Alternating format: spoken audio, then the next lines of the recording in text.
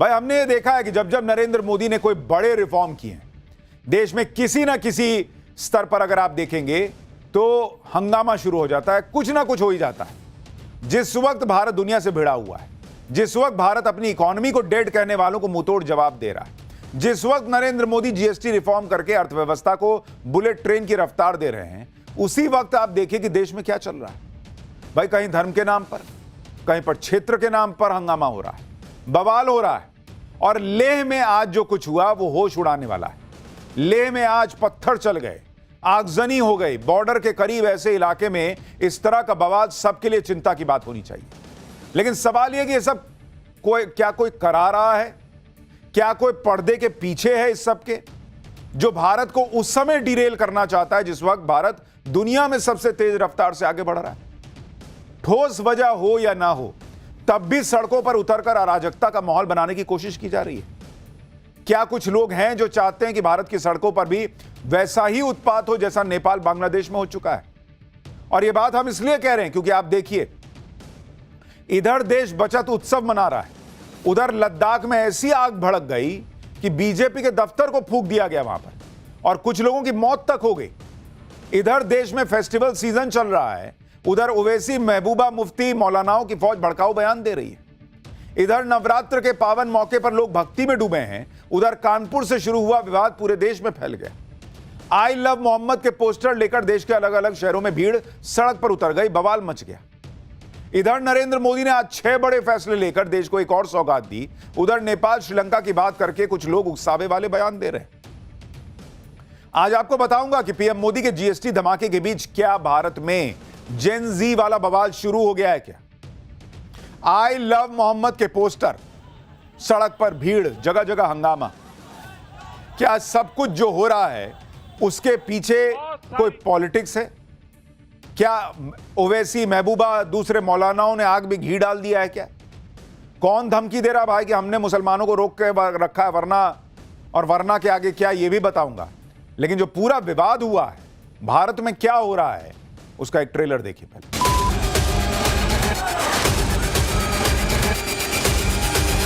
उनको सोचना पड़ेगा कि ऐसा क्या हालात पैदा हो गए कि लोगों में इतना गुस्सा उत्पन्न हुआ है।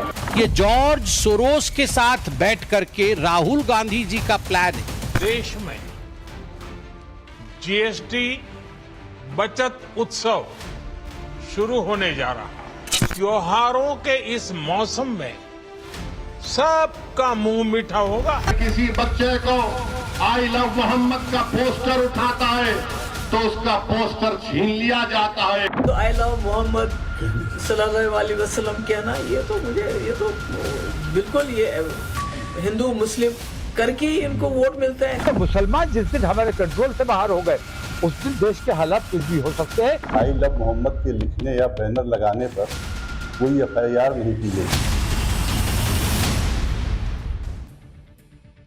अब इसे संयोग कहिए या प्रयोग कहिए, इधर नरेंद्र मोदी ने अर्थव्यवस्था को बूस्टर डोज दिया, पब्लिक बम बम है, उधर एक ना एक बवाल सड़क पर हो ही जा रहा है।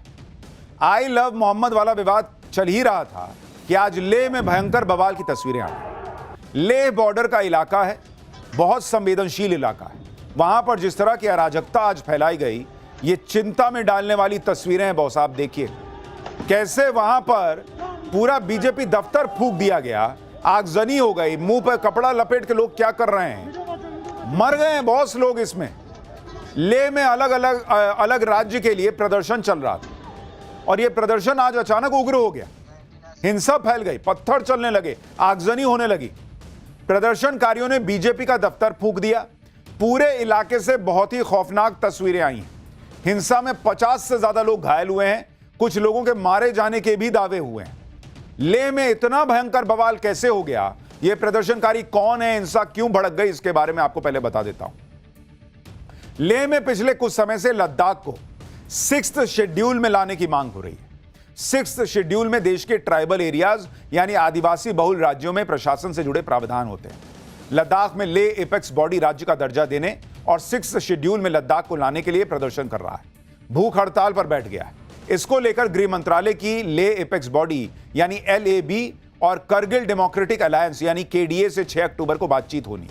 लेकिन इस बातचीत से पहले ही ले एपेक्स बॉडी के यूथ विंग का प्रोटेस्ट हिंसक हो गया और वहां पर आज पथराव और आगजनी हो गई। लद्दाख में जो हिंसा भड़की उसे लेकर बीजेपी राहुल गांधी को घेर रही है।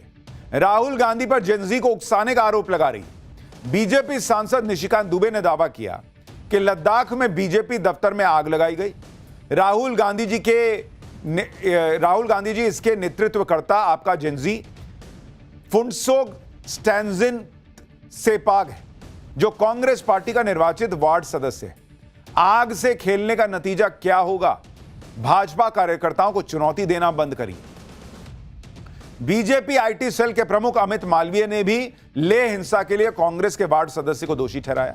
अमित मालवीय ने एक वीडियो और तस्वीर डाली और दावा किया कि वीडियो में मास्क लगाए और हाथ में हथियार लिए जो शख्स दिख रहा है वो कांग्रेस का वार्ड सांसद फुंटसोग स्टैंजिन सेपाग है।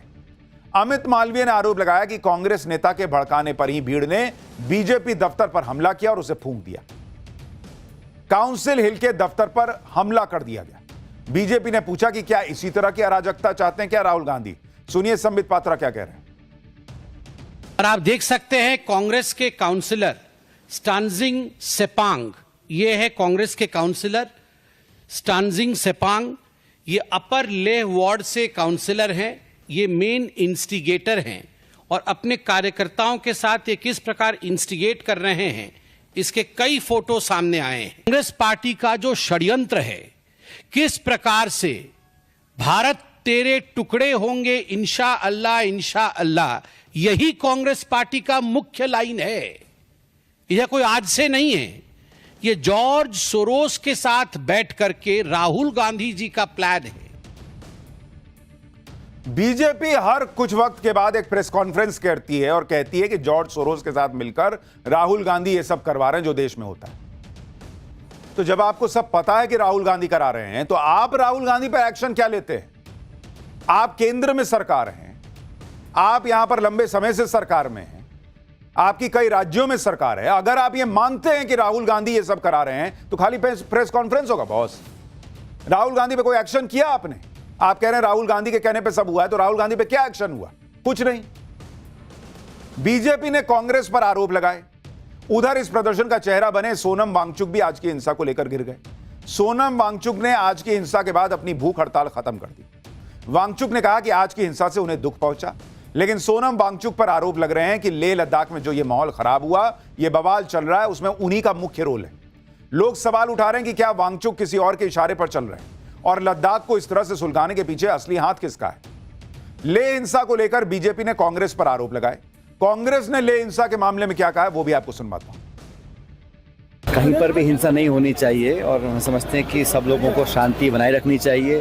अपील करते हैं कि हिंसा किसी बात का जवाब नहीं है, लेकिन जो घटनाक्रम हो रहा है इस पर उनको सोचना पड़ेगा कि ऐसा क्या हालात पैदा हो गए कि लोगों में इतना गुस्सा उत्पन्न हुआ है। लेकिन फिर भी मैं चाहता हूँ अमन चैन बना रहे। लेह में जो हुआ उसे लेकर सरकार के सूत्रों से खबर है कि यह घटना अचानक से नहीं हुई, अपने आप से नहीं हुई, जानबूझकर और पूरी प्लानिंग के साथ किया गया। केंद्र सरकार ने पहले ही 6 अक्टूबर को सभी मुद्दों पर मीटिंग के लिए तारीख तय कर रखी। For more of such videos, do like, share and subscribe to ET Now Swadesh.